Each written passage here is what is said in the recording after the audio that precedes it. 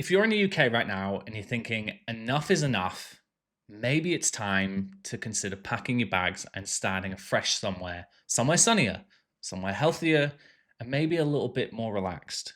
These are the top 5 reasons people are leaving the UK. I was talking to a friend last week and he was saying he'd just come back from a vacation, holiday, we call it, we're not American, in Ibiza.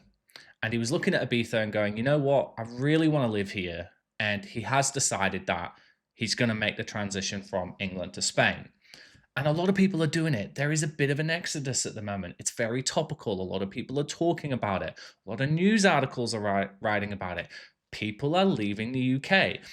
I left in 2009. My name's Kieran. I moved from the UK to New Zealand. I'm now a citizen of New Zealand. I've been here over 15 years. If you're new here, thank you for joining. And if you're returning, it's awesome to see you again. But I'm going to cover off the top 5 reasons to leave the UK. And number one, and this was one of his top reasons, is the weather. Now, let's be honest, the UK can be a bit of a downer, particularly when it comes to weather. Now, the average UK sunshine, it's a fraction of what you get in places like Spain in terms of hours. So Spain gets around 3,000 hours of sun, and the UK doesn't get anywhere near that. And in Ibiza, you get nearly 300 days of sun a year. You're going to get that warm, beach perfect weather from around April through to November. The UK has a very short summer, and I'm heading back into the UK in August. It's summertime, and my family's like, oh, remember to pack for summer. I'm like, yeah, I'll bring my rain jacket, because we all know, growing up in the UK, it rains in summer. Summer isn't just a nice 3-month long hot holiday. It does also get cold in summer. It is wet in summer. It is not the picturesque summer that a lot of people like Australia, myself in New Zealand, and places like Spain, drop my pen then, experience. So I think the weather is definitely something that gets people down. It gets cold in winter. It gets short days in winter. It makes people a little bit depressed, when the weather's not great and you're stuck indoors. I get it. So I think that is probably right at the top of the list. That's probably number one, is the weather. Now, number two, I would say, is the cost of living. Inflation is absolutely crushing your wallets in the UK, and places like Spain, they do offer a much better deal in terms of rent, particularly. So like a 1-bed flat in Spain, for example, can set you back between 700 and 1,200 euros, I think it is. And eating out is often half the price of England. For families, it gets even bigger.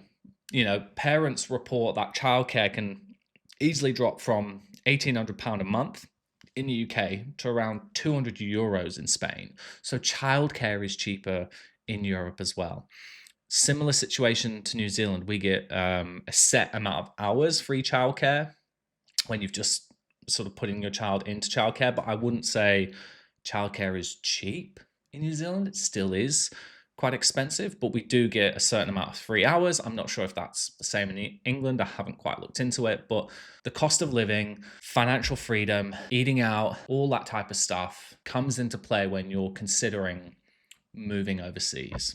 And I think it is quite attractive when people look at the cost of eating out, the cost of groceries and all that stuff. Although groceries, they can get expensive in Europe, but particularly in New Zealand and Australia, grocery prices are just absolutely horrendous.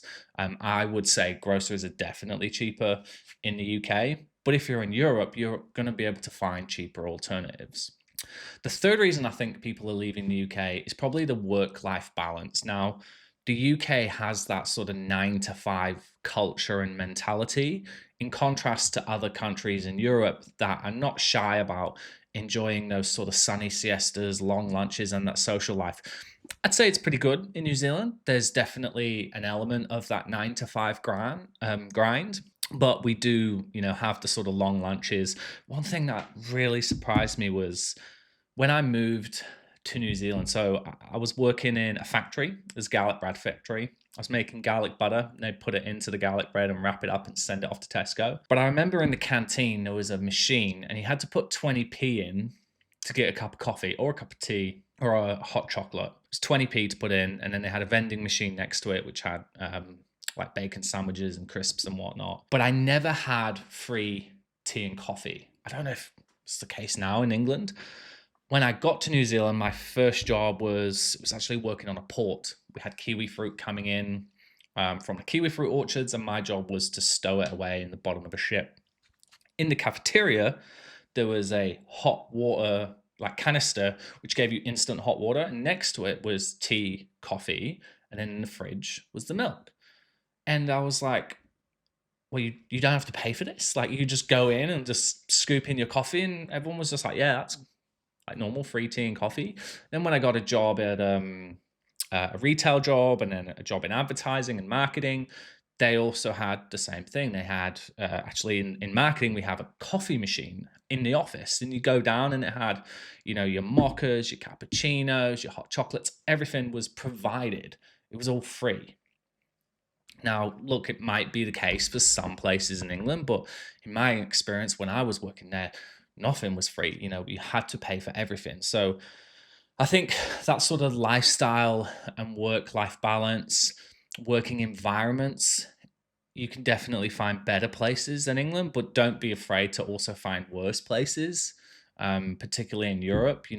Obviously places like Poland, etc., and those sort of countries that aren't doing as well, those workers are coming to the UK. Well, you've got to think they're coming for a reason, right? Is work better there? Now, if you're a business owner and you're working remotely, like you've got an online business, sure, you'll probably find better places over there. But if you're after a job, just do your research before you sort of shift out of the UK. So, fourth thing that I think people are probably leaving the UK is probably that culture, community, and overall well-being. Now, if you look at somewhere like Spain, it has a very strong sense of community and pride. People are proud to be Spanish. Even French people are proud to be French. Italian people are proud to be Italian. I feel like that has diminished quite a lot in the UK. I don't know if people sit there and go, I'm proud to be British, or like I have a sense of I'm carrying UK in my heart and I'm proud of where I live and where I come from. I feel like it is definitely lost its shine. I mean, I'm proud to be British. I always tell people where I'm from and how I grew up, but I understand that right now with what's going on in the economy, that it has taken its toll on people. If you look at other countries, let's take Spain for an example. Locals are very warm and welcoming, and life is spent outdoors, particularly in New Zealand. Like we are a very outdoorsy nation. Everything that we do on the weekends is we're going outdoors, we're going hiking, we're going to the beach, we're going for a bike, we're going for a swim, we're playing paddle, we're playing rugby, we're catching up with friends. We're doing a lot of things outdoors. And I don't think that really happens in the UK. Not where I'm from. Like I'm from a very small town in the UK, and I know my friends that are there that they don't really spend a lot of time outdoors. They don't do too much with their weekends because there isn't a lot of stuff to do. One of my really good friends, she lives in New Zealand. She has 2 kids, bush kids. They're always out playing in the bush, swimming, rock climbing, whatever it is. They're always out adventuring. They live sort of out in a rural area. She took her kids back to England to see her family, and it was just like a concrete jungle. They were walking around with no shoes on, and they were like, what do we do? Where's the water? Like, where's the bush? Where's the park? What are we meant to do here? It was a concrete jungle. So that sort of culture and community, I think, has definitely lost its shine in the UK, and I can understand why people want to seek a better place or seek that adventure and community and culture. Now, fifth thing that I think people are leaving the UK for is probably the health and safety and that overall quality of life. The healthcare in Europe is high quality and it's fairly affordable, although the NHS, we have it. It's technically free, although we pay for it in other ways, but the wait lists are horrendous. If you look at somewhere like Spain, for example, if you combine their affordable healthcare system with that Mediterranean diet and fresh produce that they get, you're looking at real good health gains. The food generally in Italy, France, Spain is of a better quality. It's put together better. It has a bit more love and care.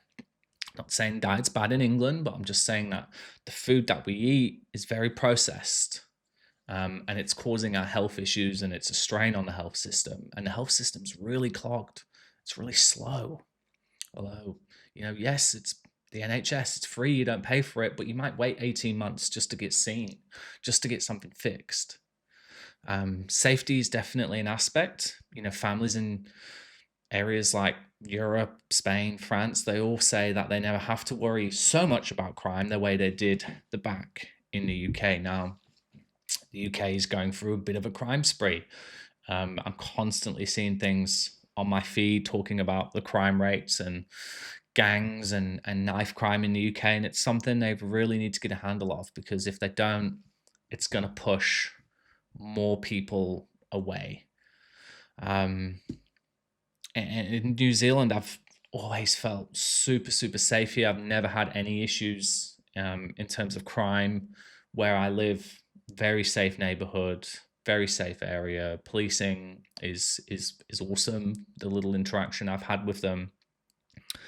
So yeah, I mean, final thoughts is that if you are stuck in sort of the gray, struggling financially mindset of craving a deeper sense of community and wanting to get out of the UK, do your research, have a look at, is this really for me? I understand if it is. And yeah, consider all options. Don't write it off. Go on holiday, go to spend a few weeks in the Spain, France, Italy, wherever it is that you're considering moving to. Get a feel for the place and make that decision. Make the decision that's right for you and your family. It was definitely something I don't regret. Yes, I miss the distance.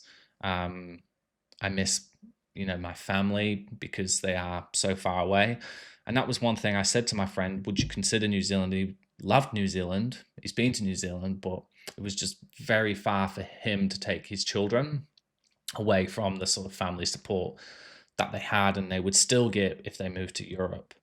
But yeah, if you enjoyed this video, honestly, thank you for tuning in. Smash that like button, comment below with any sort of questions that you have about New Zealand and what you would like to learn, and I'll make some more videos. And if you're new here, please subscribe for more content on moving, lifestyle, living abroad, and I'll see you in the next one.